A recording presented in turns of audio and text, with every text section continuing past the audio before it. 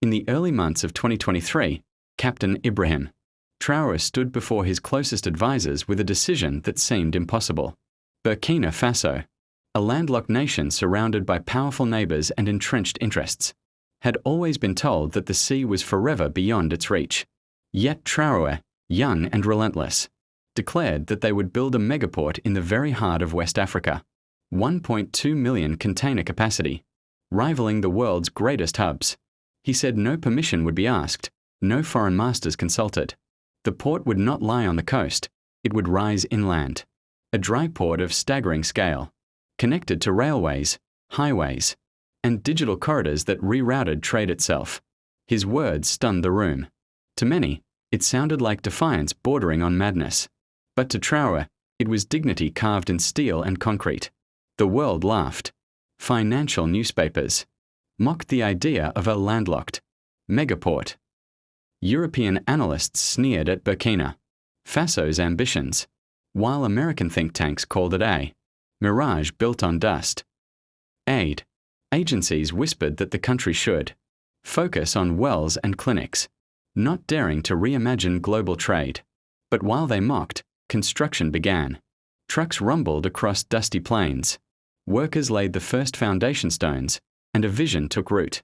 Children on their way to school stopped to watch cranes rise against the horizon, whispering to each other, "This is Africa's future." As progress accelerated, sabotage followed. Shipments of steel rails vanished at border crossings.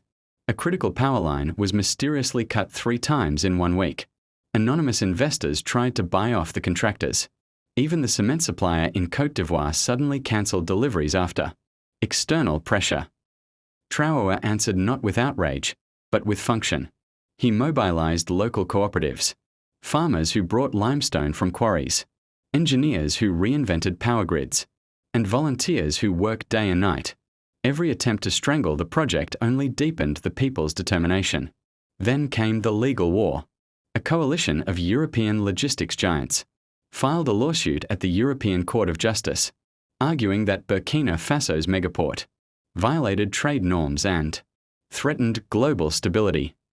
It was an absurd claim, but behind it lay immense power. Only one young Burkinabe lawyer, barely 30, dared to step into the courtroom. Her name was Awa Zongo. Facing a sea of silk-robed attorneys from Paris, London, and Brussels, she carried nothing but files filled with maps, treaties, and the stubborn truth that a sovereign nation had the right to trade with dignity. The hearings were brutal. European lawyers thundered that the port was illegal because it did not sit on the sea. Judges frowned, questioning how containers could arrive without oceans. Awa stood alone, her voice steady but her hands trembling as she argued. Trade is not geography. Trade is sovereignty. If Europe can build ports in deserts for oil, why can't Burkina Faso build one for its people? Her words pierced the silence. Across the gallery, a handful of African students studying law in Europe wept quietly. They had never heard their dignity defended in such a hall before. Back home, the trial was broadcast across cafes and village squares. Farmers paused their work to listen to radios. Schoolchildren debated the case during recess. Old men in dusty markets raised their fists at every legal victory Awa scored. For the first time in decades, Burkinabe felt they were not begging for recognition. They were demanding respect. The port, half-built and rising, became a national symbol not of steel, but of self-belief. As the case dragged on, boycotts began. Foreign aid was suspended. Banks froze accounts. Certain governments issued travel bans on Burkinabe officials. A leaked cable revealed a threat. If the port is completed, sanctions will follow. Traoré gathered his ministers and said quietly, "Let them threaten. We are already free." His calmness became contagious. Citizens donated food, labor, and savings. Markets adjusted, and trade slowly shifted towards African neighbors who admired the courage. Despite sabotage and sanctions, the port neared completion. Towering cranes dotted the skyline. Railways stretched like arteries across the savannah. Warehouses rose with murals painted by schoolchildren. Dignity is our sea. The day the final container terminal was installed, thousands gathered. Women ululated, drums thundered, and children marched in uniform. carrying flags of Burkina Faso. They walked through the port's gates as if stepping into tomorrow. Tears streamed down faces hardened by decades of poverty and humiliation. At last, the European court delivered its judgment. The coalition of corporations expected victory, but the judges, perhaps shaken by the eloquence of Awa Zongo and the undeniable evidence of sovereignty, dismissed the case. The port was legal. Burkina Faso's right to trade stood affirmed. In one stroke, centuries of maps that painted Africa as dependent and voiceless were rewritten. Awa collapsed into her seat, overwhelmed. For the first time in history, the smallest voices had silenced the largest. Global headlines exploded. Burkina Faso defies odds. Landlocked nation builds megaport.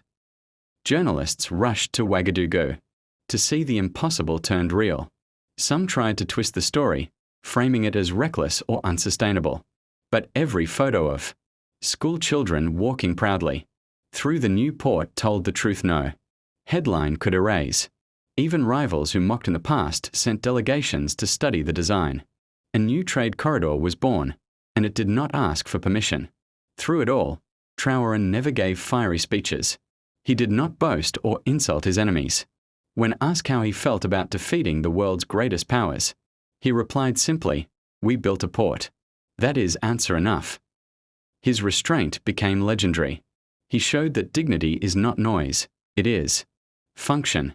While others screamed, Burkina Faso worked. Years later, the megaport became more than a logistics hub. It became a school of sovereignty.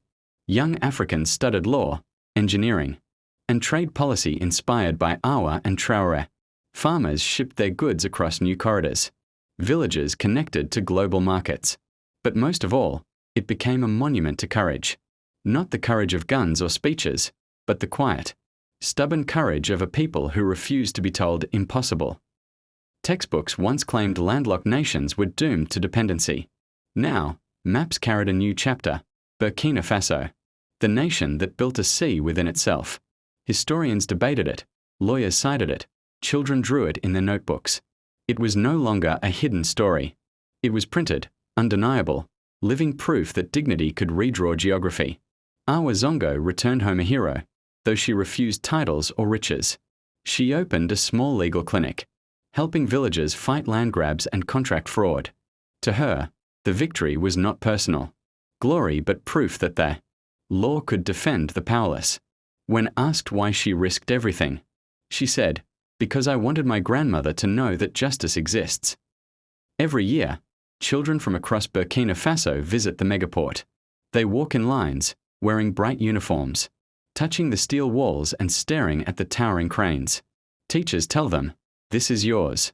This was built when the world said it could not be." Some of those children will become lawyers, engineers, and leaders. Their dreams are no longer capped by maps drawn in foreign capitals. Other African nations began to follow. Niger launched a digital trade corridor. Mali expanded its dry ports.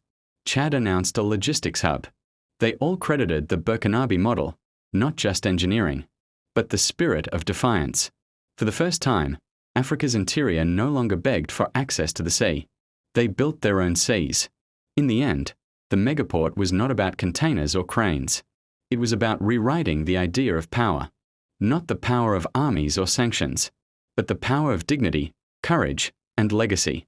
Burkina Faso proved that even the smallest country could defy the global order without violence, only vision. As the sun sets over the vast terminals, cranes silhouetted against orange skies, the whispers of doubt have long faded. The megaport stands not as steel, but as testimony. Captain Ibrahim Traoré once asked, "What happens when a small landlocked country dares to defy the global order?" The answer stands carved in the heart of West Africa. A nation finds its dignity, and the world can never put it back in chains.